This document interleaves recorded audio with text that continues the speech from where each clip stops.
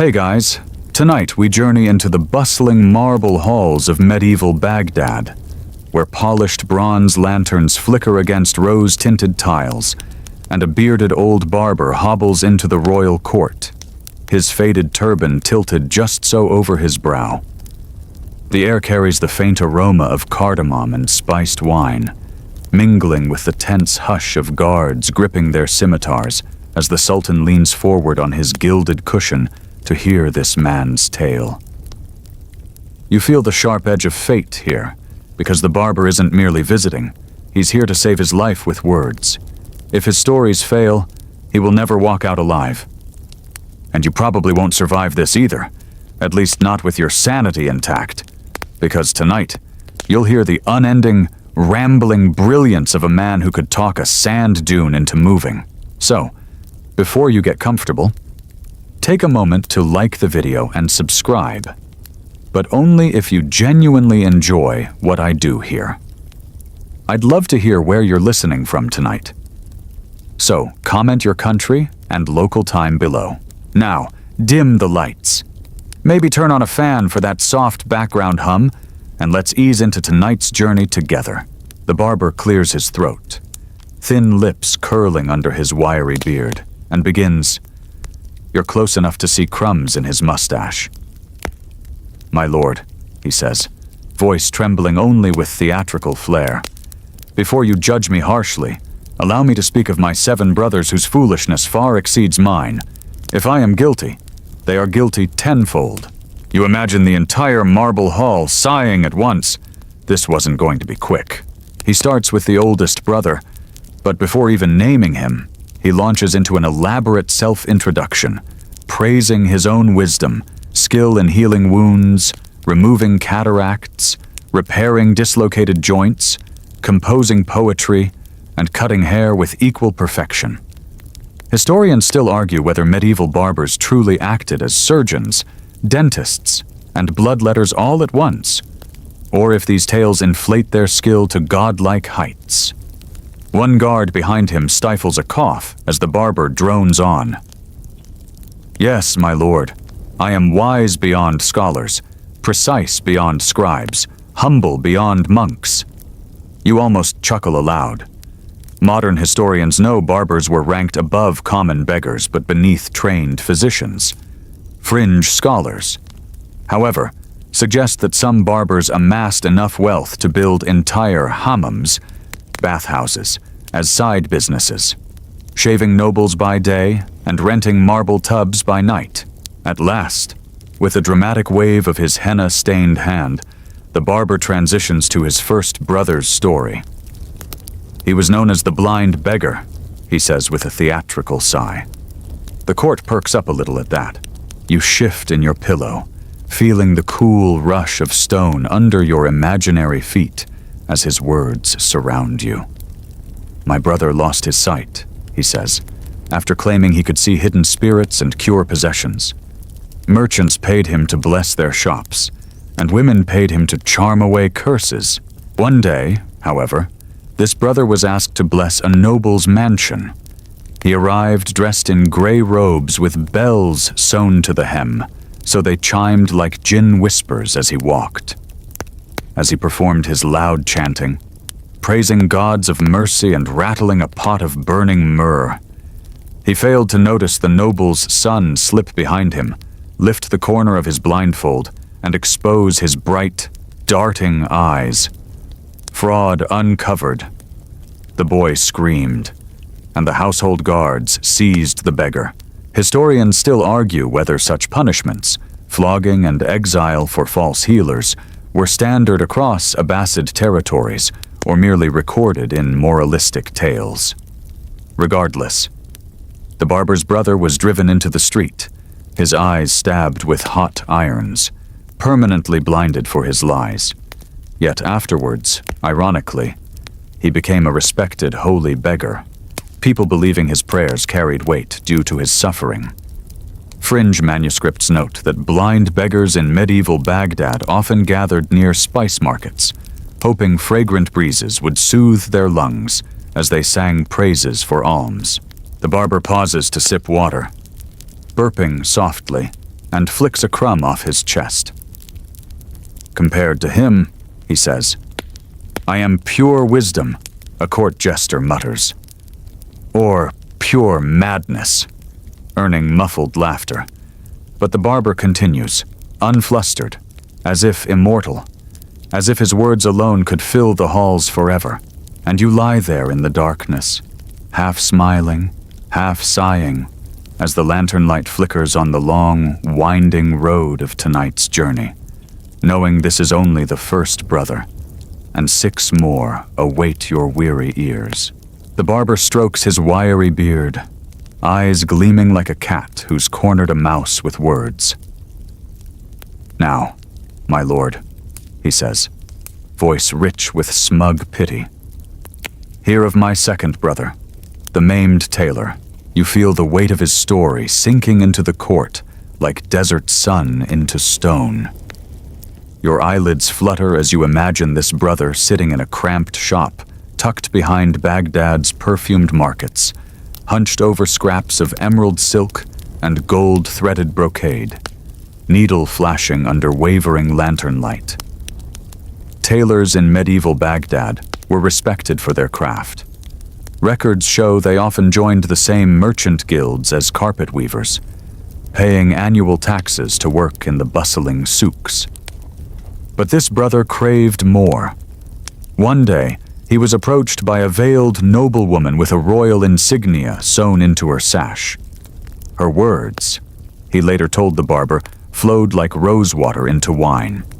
She wanted him to sew a gown of forbidden design, a translucent silk robe embroidered with tiny silver mirrors shaped like lotus flowers.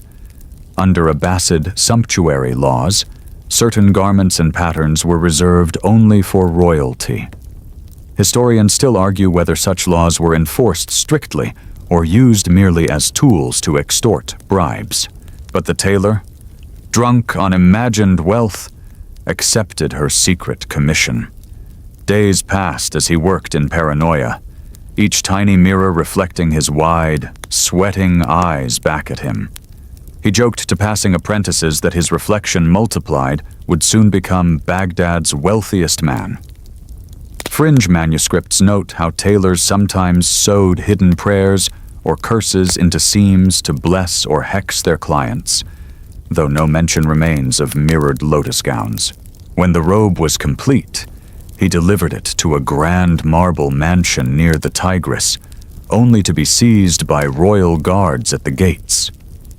The woman had been a vizier's concubine, jealous of the caliph's favorite wife. Her entire plot was discovered, and the tailor's work was undeniable proof. They dragged him to court, where he fell prostrate, pleading with snot dribbling down his beard onto the polished mosaic floor. You should have seen him. The barber cackles softly. He wept like a beaten donkey. The sultan in your mind leans forward, silent, as the barber continues. His punishment was swift. His right hand, the hand of his craft, was severed at the wrist with a single blow from the executioner's curved sword. You flinch, feeling an imaginary sting along your own wrist. The barber clicks his tongue with exaggerated sympathy. But do not worry, my lord, he learned to sew with his left. You almost smile despite the grim tale. Historians still debate whether medieval executioners were trained exclusively for decapitations and amputations, or if they doubled as torturers. Records remain unclear. After his punishment, the brother staggered back to the market lanes, dizzy with pain, his wrist wrapped in layers of saffron-soaked bandages to halt infection. For weeks, he sat under an awning, clutching an old prayer stone, mumbling verses to passing women until pity filled his beggar's bowl with copper coins. But his pride flickered on. Within a year, he fashioned a small iron hook and returned to tailoring. You imagine him. Thread looped around his foot, hook gripping fabric taut as he stitched crooked lines with trembling skill. Compared to him, the barber boasts, his chest puffing out like a rooster under the sultan's gaze. I have always lived by honesty. I am humble, patient, and blessed with all virtues. You can almost hear the court's eyes roll. One eunuch nearby yawns, shoulders shuddering under his white linen robe. The Sultan rubs his brow, whispering to an advisor, perhaps regretting summoning this unending fountain of words. But the barber is unstoppable. Like a sandstorm rolling off the western dunes, he gathers himself for the next story, lips curling with anticipation. Outside the court's windows, you picture the flickering city lamps dotting the nightscape, each lantern guarding a silent household from lurking jinn or thieves. And within these marble walls, the barber's words swirl, filling the halls with echoes of tragedy and foolish pride. As your breathing slows, sinking into the soft hush of your room, you realize there are still 5 more brothers to hear about. The barber clears his throat, and the court braces as he begins the next tale.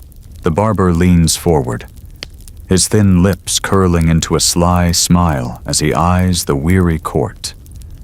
You sense his satisfaction at their discomfort. He lives for this attention, however begrudging. With a soft, throat-clearing cough, he begins again. My third brother, my lord, was known as the broken-toothed baker. You imagine him now, a tall, stooped man with flour dusting his eyebrows, working from pre-dawn darkness until noon in a cramped stone bakery tucked behind the copper bazaar. In medieval Baghdad, bakeries lined streets near mosques and markets to feed crowds with hot flatbreads and honeyed pastries. Historians still argue whether bakers were regarded as lowly tradesmen or essential artisans, given their central role in daily life. The barber describes how his brother always dreamed of owning the grandest bakery in the city.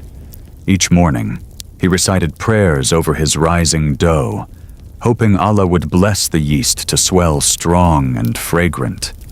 His special pride was sesame flatbread, brushed with sweet date syrup and sprinkled with crushed pistachios, baked in ovens so hot the stones glowed orange like desert sunsets. But success makes foolish hearts bolder. One morning, as he kneaded sticky dough, sweating under the oven's brutal heat, 2 royal inspectors arrived with ivory-tipped canes and scowls that could curdle milk. They demanded he pay triple tax to continue baking. The baker protested, wiping sweat from his brow with flour-caked fingers, promising to pay soon. In a final attempt to appease them, he offered fresh sesame bread, still steaming, scent curling with roasted sweetness. One inspector bit into it, and as legend goes, cracked his golden tooth on a tiny pebble hidden within. Fringe manuscripts note bakers sometimes mixed sand or gravel into flour to increase weight for profit. But scholars debate if these tales were moral fables or harsh truths of Baghdad's bustling markets. Furious, the inspector spat blood and sesame onto the dirt floor, screaming curses so vile the nearby spice seller crossed himself thrice. That evening, royal guards stormed the bakery, smashing shelves and clay ovens with iron maces, seizing what little coin they found. The barber describes his brother kneeling among shards of pottery and burnt bread, tears carving clean trails down his flour-streaked cheeks. His punishment was swift. His 2 front teeth were yanked out with hot iron tongs, leaving him lisping and dribbling with each syllable. But he still baked. The barber sighs, voice dripping with theatrical tragedy. Even with his lisp, he called out to customers in the morning markets, "Freth bread, freth bread." You almost chuckle despite yourself, imagining the broken-toothed baker waving loaves at unimpressed passers-by. Historians still argue whether dental extractions were truly a punishment or simply treatments done brutally without anesthesia in public squares. Some fringe scrolls describe tooth-pulling by barbers as quick money-making services, with shaved customers waiting in line behind screaming dental patients. The barber continues, "Compared to him, I am blessed with a full mouth of perfect teeth, each as strong as camel bone. He bears them in a triumphant grin, yellowed and crooked but present nonetheless. A vizier nearby pinches the bridge of his nose in exasperation, while the Sultan hides a small smile behind his pearl-inlaid fan. You sense the barber noticing it, puffing his chest further with pride. As lantern light flickers across the hall's mosaic floor, the barber leans back for a moment, sipping watered wine from a clay cup. Outside, you imagine Baghdad's night breeze rustling through fig leaves and date palms, carrying the faint scent of roasting chickpeas from distant street vendors. Within this court, however, there is only the cloying heaviness of boredom, fear, and the barber's endless words. He clears his throat again, eager to begin his next brother's tale, and as your eyes flutter closed, sleep weaving in and out of your thoughts, you realize this journey has only just begun. The barber exhales dramatically, his chest sinking before he inhales again with theatrical vigor, ready to unleash the next installment upon the exhausted court. You sense that, in his mind. Every listener hangs on his words like pilgrims clutching relics. "My fourth brother," he begins, voice rumbling with an almost gleeful sadness, "was the crooked butcher." You see him now in your mind's dim lantern glow, a burly man with dark hair tied back, arms dusted in salt and dried blood as he hefts a cleaver over thick oak chopping blocks, stained black from decades of goat, lamb, and beef. Medieval Baghdad's butchers were respected tradesmen, but also feared. The scent of slaughter clung to their shops, mingling with coriander and garlic to create aromas both tempting and revolting. Historians still argue whether butchers were granted special tax exemptions as public servants, or taxed higher due to constant waste disposal needs. This brother was successful. Each morning, he said prayers while sharpening his blades on sandstone wheels, their metallic shrieks slicing through the dawn call to prayer. Customers lined up for his tender lamb shanks and seasoned sausages. But success, as with his other brothers, soon revealed his fatal flaw: greed. One spring morning, during Eid preparations, a rich merchant approached him with an urgent order: 10 fattened calves to be slaughtered ritually for charity feasts. The butcher saw an opportunity to earn twice as much by selling cheaper goat meat disguised as calf. He slaughtered 9 calves with swift, prayerful precision. But on the 10th, bleary-eyed from overnight labor, he grabbed the wrong animal, a sacred white calf belonging to the caliph's personal stables. Historians still argue whether sacred calves were truly kept within city walls or tended only in palace gardens. Fringe texts mention royal menageries with deer, ostriches, and even imported Indian elephants grazing near Baghdad's western gates. The butcher realized his mistake only after severing the animal's throat, as its golden collar clinked to the blood-soaked floor. Panic curdled his gut like old milk. He tried to bury the evidence in the tannery pits behind his shop, where hides rotted in ammonia and lye, the air reeking of death and urine. But the collar was discovered, glinting under sand. Royal guards arrived in an instant, seizing him mid-chop as blood still dripped from his cleaver. His punishment was both swift and humiliating. His nose was sliced nearly in half as a permanent mark of disgrace before he was exiled beyond Baghdad's outer caravanserai walls. Fringe scholars note that nasal mutilation was used widely across medieval empires to identify criminals or slaves, though exact practices differed by caliphate. And yet, the barber sighs, stroking his own intact nose with pride. "I have always treated all creatures with mercy, and all customers with honesty." One guard in the hall snorts so loudly, you picture him slapping a hand over his mouth in fear.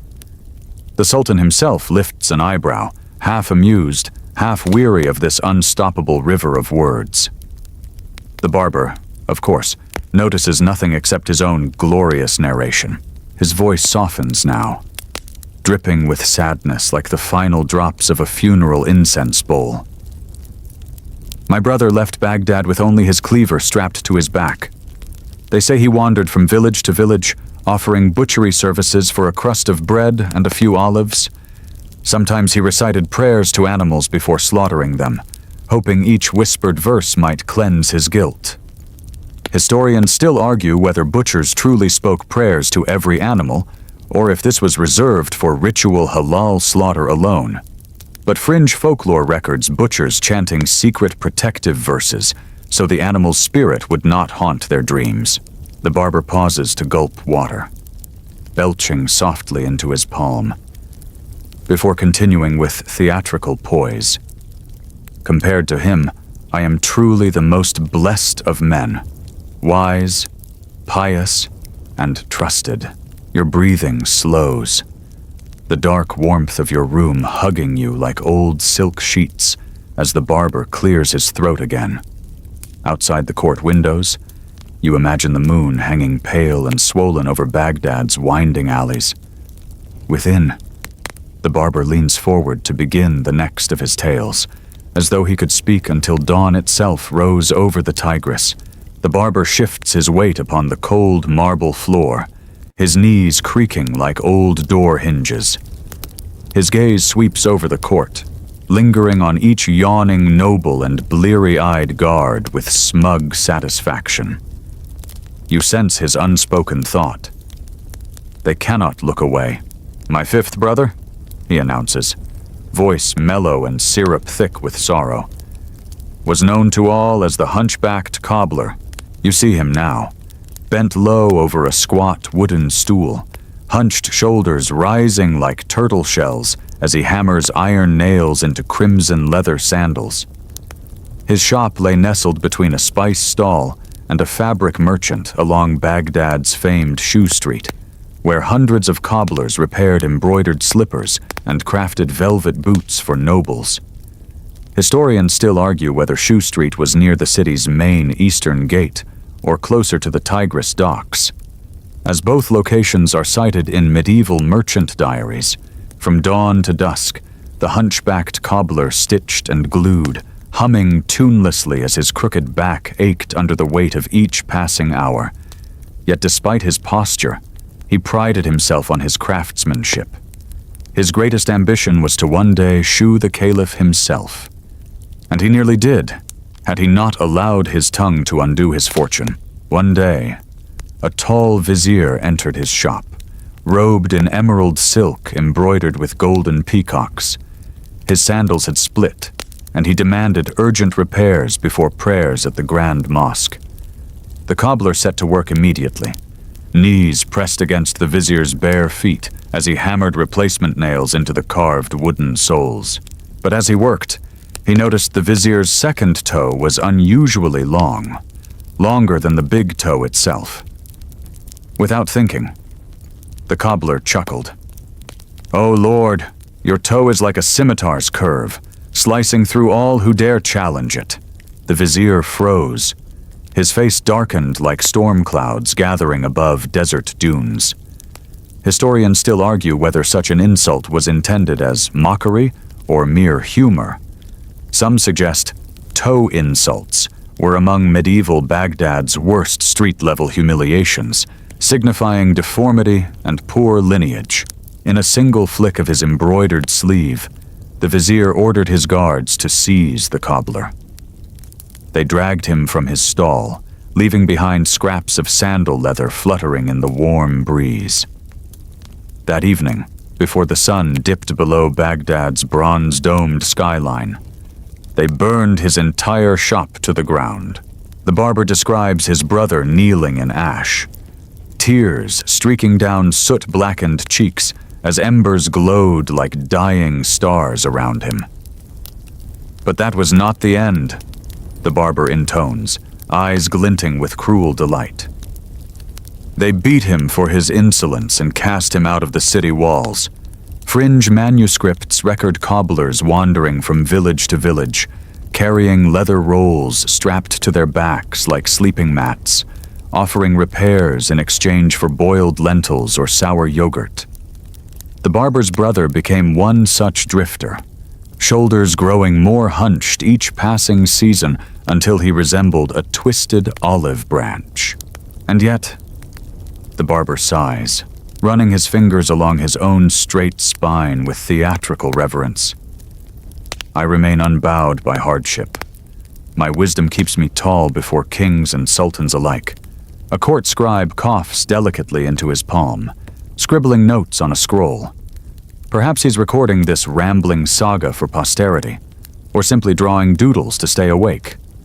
The sultan, however, watches with faint amusement glimmering behind half-lidded eyes. Outside, you imagine night winds rustling silver date fronds, bringing cool relief to the stone courtyards and shadowed alleys. But within these candle-lit halls, the barber's words settle like warm sand, burying each listener in layer upon layer of tragedy and boastful pride. Your chest rises and falls with slow, steady breaths as the barber clears his throat, licking cracked lips in anticipation of the next brother's fate. His stories may be long, but your eyelids grow heavier with each detail, each dusty market scent, each echo of sandals slapping cobbled streets. And so the journey continues. The barber wipes his mouth with the back of his hand, fingers trembling slightly from age or drama. You can't quite tell. The court shifts in restless discomfort as he draws in a rattling breath and continues, his voice dropping into a low, conspiratorial hush that forces everyone to lean forward despite themselves. My sixth brother, my lord, he begins solemnly, was known as the one-eyed porter. You picture him now, broad-shouldered and sun-browned, trudging barefoot down Baghdad's bustling alleyways, balancing crates of dates, amphorae of oil, and sacks of cumin and coriander upon his bent back. Medieval porters formed entire guilds within the Abbasid economy, their services essential for merchants moving goods from river docks to souk stalls. Historians still argue whether these guilds wielded political influence in city affairs or were merely low-class laborers ignored by noble records. This brother, however, wasn't content with quiet servitude. He had a sharp tongue that clanged louder than the brass bells tied to his cargo ropes. Between deliveries, he perched atop crates to gossip with merchants and widows alike, spreading stories so detailed and biting that even Baghdad's street cats paused to listen. One day, while unloading cedarwood planks at a merchant's warehouse near the Tigris docks, he stumbled upon a secret. The merchant was diluting imported sandalwood oil with rancid goat fat before reselling it to the caliph's perfumers. Unable to resist, the porter spread this tale through every tea stall and hookah den from sunrise until late dusk. Within 2 days, word reached the merchant's ears. Furious, the merchant bribed local guards to silence him. The barber lowers his eyes now, voice tightening with theatrical grief. They seized my brother in the moonless hours, bound his arms, and held a red-hot dagger to his left eye. You flinch inwardly as he continues. They burned it away until only an empty socket remained, raw and forever weeping. Historians still argue whether punishment by blinding was reserved only for treason, or if merchants wielded enough wealth to order such brutal justice against gossipers. Fringe records mention blind porters working in Baghdad, led by children or donkeys along routes they memorized by footstep count and scent alone. Yet the barber's brother survived. When his eye healed into a puckered scar, he returned to work, carrying heavier loads than before to prove his worth. He let his empty socket gleam proudly under the sun, threatening to curse those who mocked him with jinn possession or plague boils. His threats worked. Children scattered at his approach, and wives hurried indoors, fearing his ill luck. And yet, the barber says, spreading his arms as though offering himself to the entire court, I have never spread idle gossip nor borne false witness. My tongue is clean as my soul. You hear a quiet scoff ripple through the marble hall.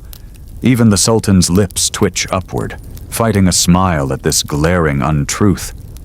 The barber, however, lifts his chin with serene arrogance, convinced of his righteousness.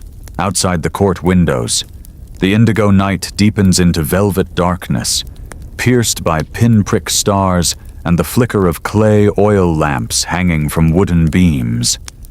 A donkey brays somewhere in the distance, echoing faintly through Baghdad's sleeping streets. Inside, the barber clears his throat, ready to continue. His 7 brothers loom like ghostly silhouettes behind his words, each bearing the scars of their own folly. But your body grows heavier with sleep, sinking deeper into your pillow's warm embrace, lulled by his unending, hypnotic cadence. And so his tales march on. The barber shifts upon his folded knees, joints cracking like old cedar as he gathers his breath. The court watches in resigned dread, knowing yet another brother's fate is about to fill the lantern-lit hall. My 7th and final brother, my lord, he announces with solemn gravity, was known as the Earless Musician. You picture him vividly now, a slim man with large, almond-shaped eyes, a thin mustache framing perpetually trembling lips, and calloused fingers dancing across a worn oud whose wood gleamed like sunlit honey. In medieval Baghdad, musicians earned high honor within royal courts, but lived precariously under strict moral codes. Historians still argue whether performers were cherished as refined artists or condemned as sinful corrupters of youth, depending on the ruling caliph's piety. This brother spent his days perched upon a low stool in taverns, plucking love ballads that drifted through grape-scented shadows and out into the starlit streets.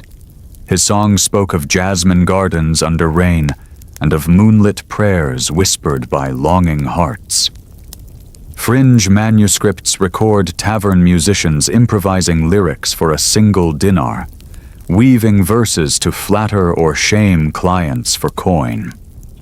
But beauty attracts jealousy, as honey lures flies. One evening, a merchant's wife sat among the tavern crowd, her face hidden behind a ruby-studded veil, listening intently to every note he coaxed from his oud. The merchant himself, broad-chested and thick-necked, entered unannounced, eyes smoldering with rage. The barber's brother, caught mid-verse about secret lovers' meetings, froze under the merchant's murderous glare. He was seized and dragged into the moonless alleys behind the tavern. The barber's voice grows hushed now, weaving dread through your slowing heartbeat. They pinned him to the ground, pressed his head upon the cold stones, and sliced off both his ears with a single curved blade. You flinch, your pillow pressing warmer against your cheek, as if to protect your own ears from phantom pain. Historians still argue whether ear removal was a standard punishment for adultery accusations or simply an extrajudicial humiliation inflicted by furious husbands. Fringe scholars mention similar mutilations of singers accused of seducing students away from mosque study circles, bloodied and broken. He staggered through Baghdad's silent streets at dawn, fresh bandages tied around his head like a funerary turban, yet his music did not die. When he healed, he sang louder than before, declaring to all tavern-goers, "I need no ears to hear my heart's melody." And so, the barber sighs, raising his eyes heavenward. My brother became known as the Earless Nightingale of Baghdad.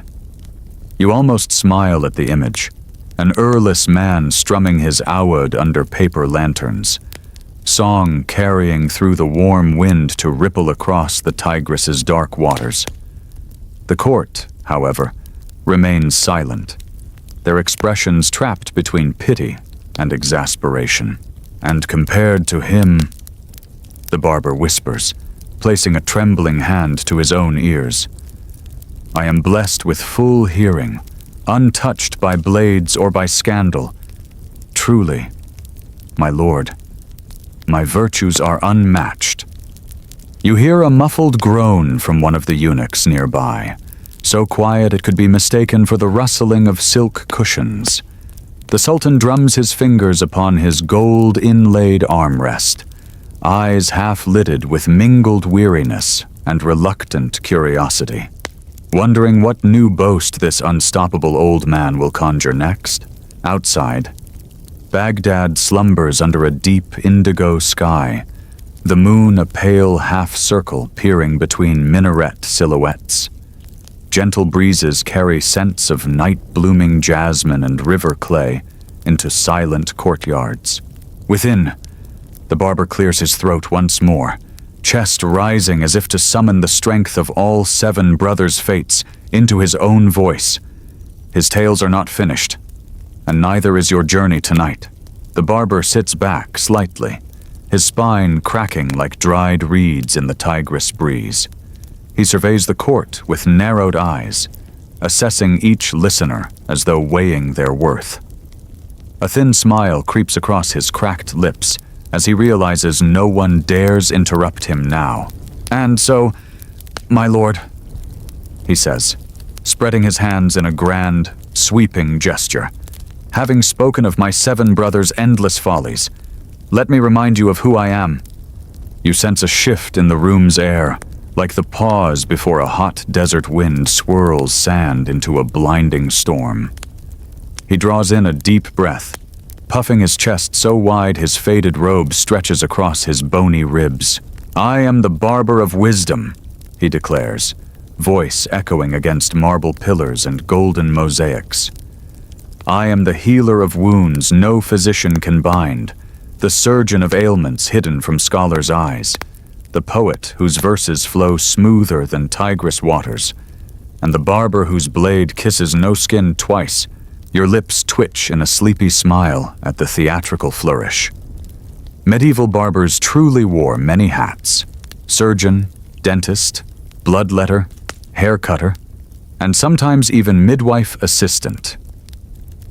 Historians still argue whether these wide-ranging duties were due to necessity in crowded caliphate cities or to barbers' calculated marketing to remain indispensable. He continues, his voice dropping to a silky hush. "My brothers lost eyes, hands, ears, dignity, or breath from foolishness, but I have navigated this life with the clarity of the full moon." He waves a finger before his nose, nearly poking himself in the eye. "I never gossip like the porter, never insult like the cobbler, never deceive like the blind beggar. My blade is honest, my tongue cautious, my wisdom unmatched." Fringe manuscripts mention certain Baghdad barbers reciting protective verses while shaving clients, believing each whisker carried away an evil spirit.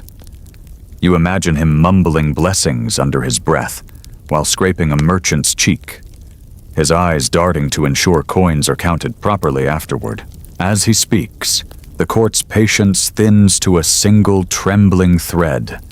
A palace guard shifts his spear restlessly, clinking its bronze tip against marble tiles. A scribe quietly dips his reed pen into black ink, though the parchment before him remains blank, smudged only by tired fingerprints. Yet the Sultan leans forward upon his gilded armrest, lips twitching at the barber's self-praise. Perhaps amused, perhaps intrigued. Historians still argue whether this Sultan was a cruel man seeking execution for sport, or a gentle ruler bored enough to entertain madmen for diversion.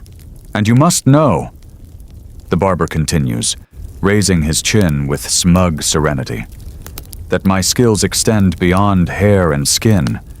I compose poems with meter and rhyme flawless as woven silk. I brew poultices from saffron, turmeric, and ground pearls to heal wounds and brighten sallow skin. I can mix a tonic to cure trembling hands, or blend clove oil with vinegar to banish tooth rot in a single night." He pauses for effect, scanning each wide-eyed courtier to ensure his brilliance has been received in full. Outside, Baghdad's wind rustles fig leaves and jasmine vines, carrying faint donkey brays and whispers of tavern songs under a silver-mooned sky. Inside, the barber lifts his cup and sips the last of his watered wine, smacking his lips theatrically before placing it down with a loud clack. Compared to my foolish brothers, he finishes with a gentle shrug. I am the very sun amidst flickering lanterns. You sense the court's silent groan as his words echo against stone walls, their exhaustion thick enough to taste. But for you, warm under your blanket with sleep softening your bones, his arrogance blends into a gentle lullaby of history, pride, and human foolishness. And he is not yet done. The barber sits straighter now, his spine creaking like the hinges of an ancient palace gate as he scans the weary faces before him. His eyes gleam with satisfaction, as though each exasperated sigh only fuels his determination to speak forever. And now, my lord, he intones, his voice taking on a smug gentleness, allow me to recount why I am superior to all 7 of my brothers combined. You sense a collective internal scream ripple through the court, but no one dares interrupt him. His crooked fingers drum lightly upon his bony knee as he continues. You see, he says, lowering his voice to an intimate whisper that somehow carries to the farthest corner of the marble hall. Unlike my brothers, I have always been a man of wisdom and self-restraint. Where they chased foolish dreams, I remained grounded. He gestures expansively, nearly knocking over the empty clay cup beside him. My brothers fell to greed, lust, deceit, and thoughtless words, but I have always been cautious in speech, careful in thought, and generous in deed. You nearly chuckle aloud at this unearned righteousness. Historians still argue whether such self-praise in medieval storytelling was intended as comic relief or genuine moral teaching. Fringe scholars suggest the barber's tales were satirical warnings about trusting those who proclaim their own virtues too loudly. He clears his throat with a long, phlegmy rasp, then continues, I have cured men of blindness by scraping their cloudy eyes with my finest silver lancet. I have repaired dislocated shoulders with a single twist and pull. I have composed poems so beautiful that wives wept into their saffron rice and husbands pressed gold dinars into my palm without a word. His fingers flutter in the air as if plucking invisible coins from each sleepy listener. And I have trimmed the beards of scholars and viziers with such precision that even their enemies admired their chins. A muffled laugh escapes a young eunuch near the doorway, quickly stifled behind a trembling hand. The barber narrows his eyes at the sound, lips curling slightly. Do not doubt my skills, young man, he says, voice dripping with gentle mockery. I could shave your scalp so smooth even fleas would slip off. You smile faintly in the darkness of your room, your breathing slow and rhythmic, as his words glide over you like warm oil poured into a brass lamp. Outside, Baghdad sleeps under a quilt of indigo sky and silver stars, moonlight pooling in silent courtyards lined with jasmine and fig trees. The barber leans closer now, eyes half-lidded as though confiding a final secret. Compared to my brothers, he whispers, I am like the cool breeze that carries relief to fevered brows. Their lives were storms of chaos. Mine is a river of calm wisdom, flowing steady and untroubled to the sea. Historians still argue whether barbers truly believed themselves wiser than scholars, or if such boasts were only for performance before nobles. Fringe texts mention wandering barbers performing comedic monologues in Baghdad's tea houses, their words drawing laughter and coins in equal measure. The court remains silent, trapped in the barber's endless swirl of pride and story. The Sultan tilts his head, hiding a small smile behind his jeweled fan. Perhaps he sees the barber as a harmless fool, Or perhaps he savors this unstoppable tide of human arrogance as a rare form of entertainment. You shift under your blanket, eyelids growing heavier with each rise and fall of the barber's voice, each boast layered upon the next like date syrup over sweet pastries. And still, he has more to say. His chest swells again with breath, preparing to spill forth yet another torrent of words. The journey continues, winding deeper into the night. The barber exhales long and theatrically, as if releasing the entire weight of Baghdad's humid summer air from his narrow chest. He rolls his shoulders with a crackle of bone, eyes gleaming in the flickering lantern light as he surveys the court like a triumphant rooster among sleepy hens. "My lord," he begins softly, leaning forward on trembling palms. "You might wonder why I trouble you with these tales of my brother's misfortunes and my own unblemished wisdom." You hear a stifled groan ripple through the marble hall. But the barber ignores it, his gaze focused inward upon his own grand narrative. His voice dips to a conspiratorial hush. "You see, life is like a freshly shaved head, smooth, delicate, and easily nicked by carelessness." He lifts a single bony finger in warning, nearly poking the nose of the closest eunuch, who recoils with silent panic. "I tell you these stories so that you, great sultan, and all your gathered court may learn from the folly of fools and the prudence of the wise." Historians still argue whether such moralizing was the true purpose of these tales, or simply an excuse for master storytellers to ramble for coin and shelter. Fringe scholars suggest the barber's endless monologues were beloved precisely because they blended wisdom with comedic self-admiration, entertaining nobles tired of dry theological lectures. The barber continues, his voice swelling with self-importance. "My brothers lost limbs, sight, dignity, and honor. But I remain whole because I understand restraint. When a merchant tempts me with false gold to lie about his trade, I refuse. When a woman weeps before me to poison her husband's beard oil, I recite verses and send her away." You blink, half amused, half bemused, at the image of a woman begging a trembling old barber for murderous beard oil, as though ordering saffron or sesame paste at the market.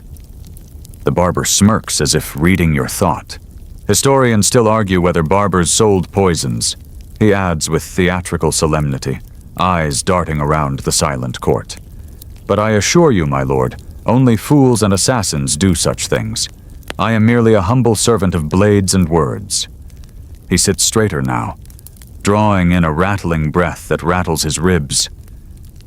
"Yet I am also a poet of unrivaled skill."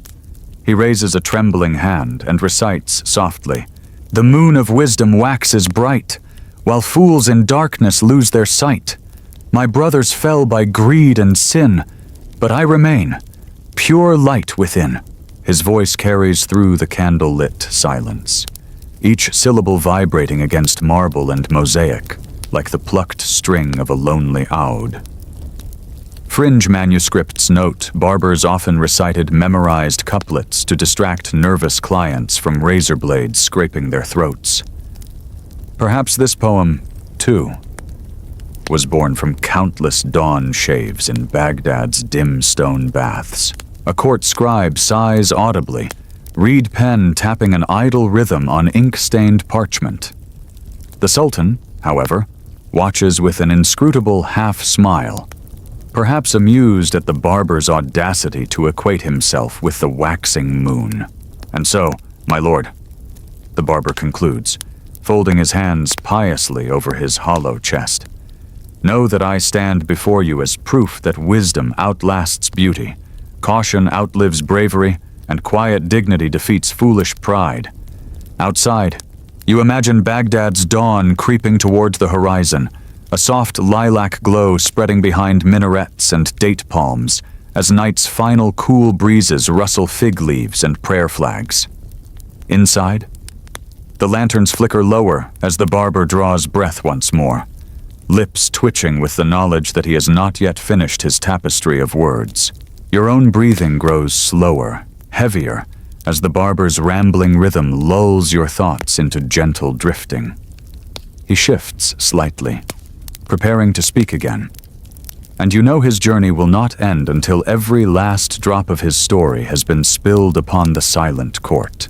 The barber rubs his hands together, cracked knuckles popping like tiny castanets, and sighs contentedly at his captive audience. His smile curves with sly satisfaction as he leans forward again, eyes flickering in the dim lantern glow. "My lord," he begins, voice low and heavy with false humility. "Perhaps now you wonder why, if I am so wise, I find myself kneeling here before your throne, telling tales like a blind beggar on Shoe Street." The court shifts uncomfortably, their silks rustling like restless beetle wings under his gaze. You feel his words settle around you, warm and dusty, weaving sleep deeper into your limbs. "It is because, my lord," he says, tilting his head just so. Wisdom doesn't shield one from fate's playful cruelty. Historians still argue whether medieval Baghdad's storytellers truly believed in fatalistic destiny or used it simply to excuse failures before patrons. Fringe scholars note fatalism appeared frequently in Barber tales as moral justification for arrogance wrapped in humility. The barber inhales, thin chest rising like a pigeon puffing its feathers. "This morning, I left my shop at dawn to buy fresh rosewater and ground nutmeg for my beard balms." You picture him now, weaving through Baghdad's waking streets, call to prayer echoing between turquoise-domed mosques, pigeons wheeling above as merchants sweep sand from their thresholds. "But as I crossed the perfume bazaar," he continues, "I stumbled upon a boy chasing his donkey through the crowds. The donkey, may Allah forgive its stupidity, crashed into a spice stall, toppling jars of turmeric, cinnamon, and dried limes across the dusty road. Fringe manuscripts describe donkey chaos as a daily nuisance in crowded markets. One text claims a donkey once caused a stampede that collapsed an entire lamp seller's roof. Though historians still argue whether this was fact or comedic exaggeration, I tried to calm the donkey," the barber says dramatically, pressing a hand to his chest. "But in doing so, I tripped and fell face first into an amphora of fermented fish sauce. My beard still reeks of it, though I rinsed thrice with rosewater." You nearly laugh aloud at the image of this proud old man stumbling into brine, beard dripping with pickled fish stench as pigeons scatter in disgust. Even the Sultan's shoulders shake with silent mirth behind his pearl-inlaid fan. And so, covered in fish sauce, turmeric, and donkey dust, I was seized by palace guards, accused of disturbing public order and creating a stench unfit for the caliphate. Historians still argue whether Baghdad's City Watch punished such offenses with fines or public humiliation. Fringe scholars record barbers fined for spitting into street gutters or singing bawdy verses while shaving merchants. The barber sighs, shaking his head mournfully. "All this, despite my wisdom and caution, fate is a donkey with no reins, my lord, dragging even the righteous through muddy streets." He gazes around the court, savoring their discomfort and reluctant smirks. Then his eyes soften with exaggerated sincerity. "Compared to my brother's fates, however, this is but a passing annoyance. My dignity remains unbroken, my tongue remains sharp, my wisdom remains eternal. Outside, the faint blush of dawn brushes Baghdad's eastern sky, minarets silhouetted against rising light. Inside, candle flames flutter as the last night breezes coil through high lattice windows, carrying whispers of prayer and the scent of morning bread ovens. The barber shifts upon his aching knees, preparing for yet another tale, his breath raspy but determined. Your eyelids flutter with the heaviness of sleep, his voice sinking into your thoughts like warm sand burying your feet by a riverbank. And so, With fish-scented beard and unshakable pride, his journey continues.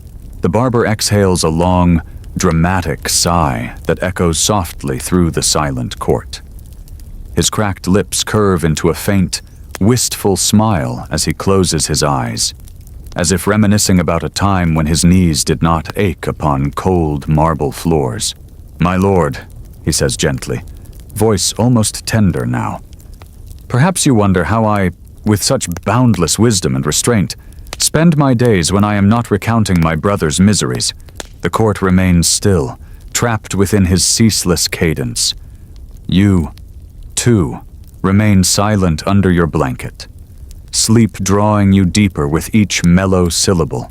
"I rise before dawn," he begins, fingers tracing invisible shapes in the air, "to perform my prayers by the mosque's fountain while the city is still dark and cool. Then, as first light spills like saffron milk across Baghdad's domes, I sweep my shop, sprinkle rosewater along the threshold, and light a clay incense burner to ward off jinn and envious eyes." Historians still argue whether barbers truly burned protective incense, or if this was a performance to lure wealthy clients with sandalwood and oud aromas. Fringe scholars note that incense sellers often paid barbers to advertise their finest resin blends. The barber's voice softens further. "By sunrise, my first customers arrive, merchants preparing to haggle for copper basins, students wanting hair trimmed before reciting poetry to teachers, or young grooms anxious to appear respectable for their bride's family." He smiles fondly. Each sits before me, their shoulders tense with life's burdens. I place my palm upon their crown to steady them, then scrape the blade across their scalp in long, sure strokes, careful as a calligrapher drawing sacred script. The fallen hair lands in quiet heaps upon worn reed mats, and I sweep them away with a prayer that their sorrows be swept with them. You almost hear the rhythmic scritch of his razor in the shadowed hush of dawn, mingled with the distant coo of pigeons roosting upon mosque minarets. The image settles warmly within your sleepy chest. He continues, "At midday, when the sun burns white and hot upon the market stalls, I rest within my shop's dark coolness, sipping sour yogurt mixed with mint, fennel, and salt to keep my humors balanced." Historians still argue whether medieval barbers truly practiced humoral medicine or merely repeated physician advice to appear learned. Fringe texts mention barbers carrying pouches of crushed fennel, coriander, and clove to freshen breath after lunch naps. "In the afternoons," the barber says, voice lilting with pride, "I prepare oils and balms, olive oil infused with cloves to soothe aching scalps, sesame oil mixed with camphor to soften beard bristles, and saffron oil to lighten dark spots upon the face." He raises one trembling finger. "And should a merchant arrive complaining of toothache, I scrape the decaying fragment with my iron hook, then pack the hollow with clove paste and vinegar to kill the worm of pain within." Your eyes widen faintly at that image. Historians still argue whether medieval barbers believed toothaches were caused by worms wriggling within enamel, or if this explanation was used merely to calm terrified clients. The barber's voice drops to a theatrical whisper.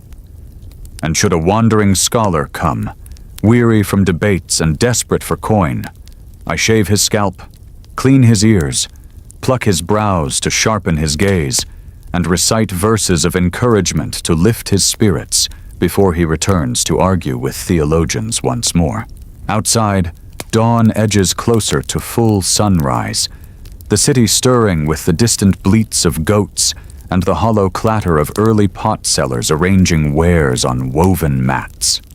Inside, the barber sits silently for a moment, as though reliving each quiet dawn ritual in the tender chambers of his mind. Finally, he lifts his gaze to the Sultan with quiet, resolute pride. "Compared to my brothers, my lord, I am a man who wakes each day with purpose, lives each hour with dignity, and sleeps each night without regret. He falls silent, if only for a single breath, before inhaling again, ready to continue. Your own breathing slows into a soft, steady rhythm as his voice settles deeper into your thoughts, like warm oil poured into the flickering lamps of early morning. The journey is not yet done. The barber shifts his weight with a grunt, bones clicking like prayer beads as he straightens his thin shoulders. His eyelids droop slightly with exhaustion, but his voice remains strong, determined to squeeze every last drop of breath into story. "My lord," he begins, his tone silk-soft and tinged with melancholy. "You might believe I have lived untouched by sorrow, but even I, the wisest of barbers, have known pain." He pauses, letting the quiet settle around him like dawn mist upon Baghdad's winding alleys. The court watches, silent and weary, yet unable to turn away. "There was a time," he continues, eyes unfocused as he gazes inward, "when I loved a woman so deeply that I composed poems sweeter than fig syrup to honor her beauty. You imagine him now, seated before his shop at dusk, Aud resting upon his knee as he sings, verses into cooling shadows, scented with rose water, grilled lamb, and river clay." Historians still argue whether barbers were often musicians, or if such dual talent was rare and prized among nobles' personal servants. Fringe scholars claim barber musicians used serenades to attract patrons from rival shops.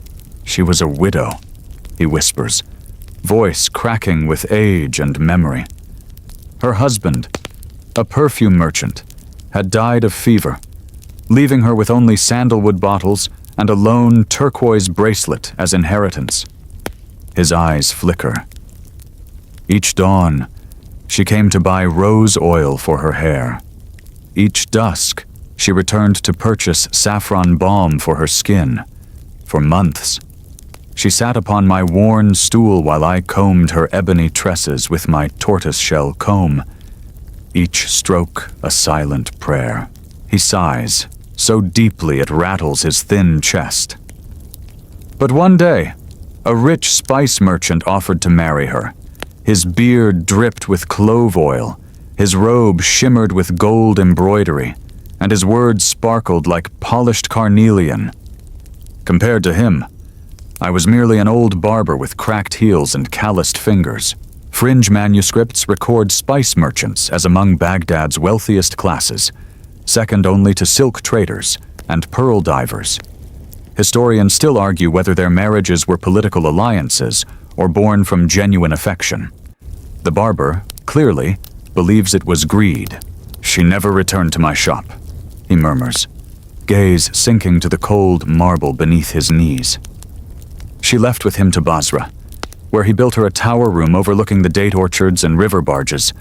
He sniffs loudly, wiping the back of his hand across his nose.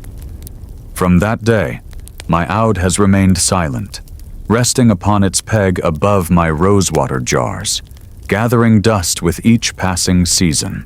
Outside, Baghdad has awoken fully now, golden sunlight filtering between lattice windows, illuminating dust motes swirling like silent fireflies. Roosters crow in distant courtyards. Pot sellers shout their wares under striped awnings as pigeons strut in search of breadcrumbs.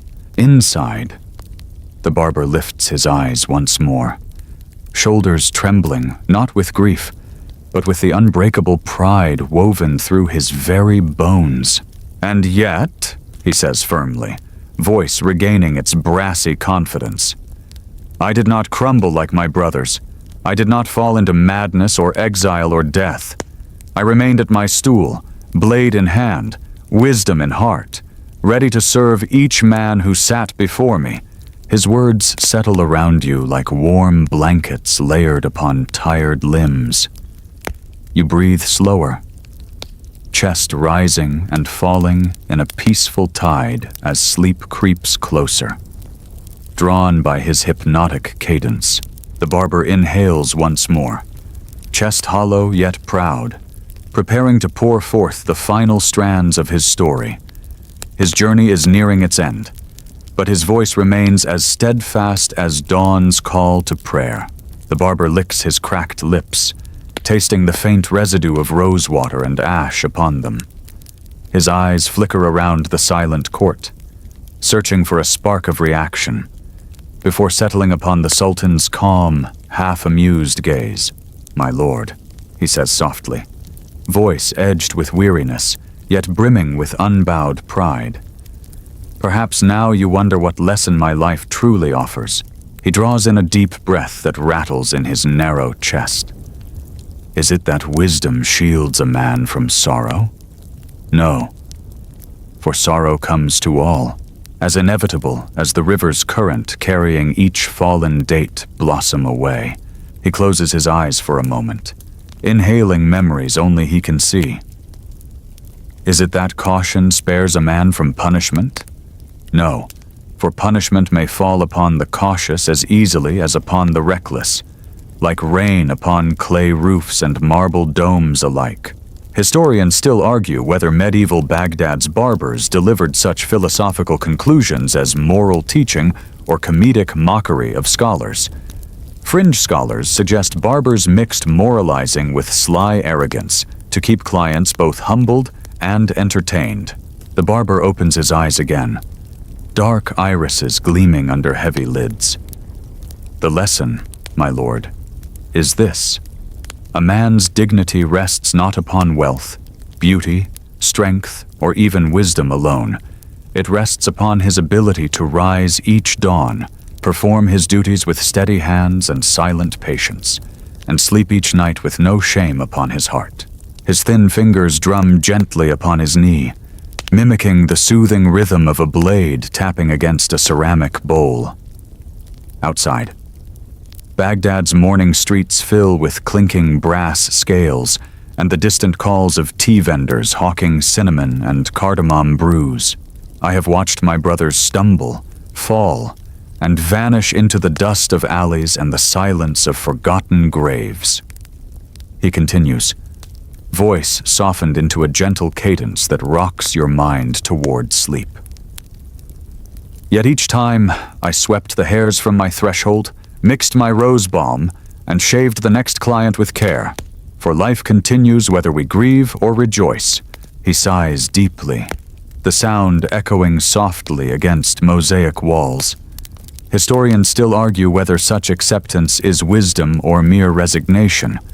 I say it is the only way to live. Fringe manuscripts note, Baghdad's barbers often ended their stories with such resigned conclusions, reminding listeners of the fleeting nature of life under the unblinking gaze of God. The barber straightens his thin shoulders with effort, bones cracking audibly as he shifts upon his folded knees. "And so, my lord," he says, voice regaining its gentle arrogance, "though my brother's fates were bitter as aloe, mine remains sweet as quince jam. I rise each dawn with purpose, serve each man with dignity, and end each day unbroken." He lifts his chin, hollow cheeks shadowed by the lantern glow. "Perhaps that is why fate has spared me thus far. Perhaps it is because, unlike them, I speak wisely, act carefully, and, above all, never forget who I am."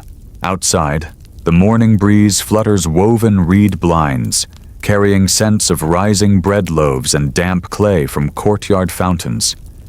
Inside, his words settle upon your thoughts like drifting petals upon a still pond, each phrase calming your breathing, each image lulling you deeper into sleep.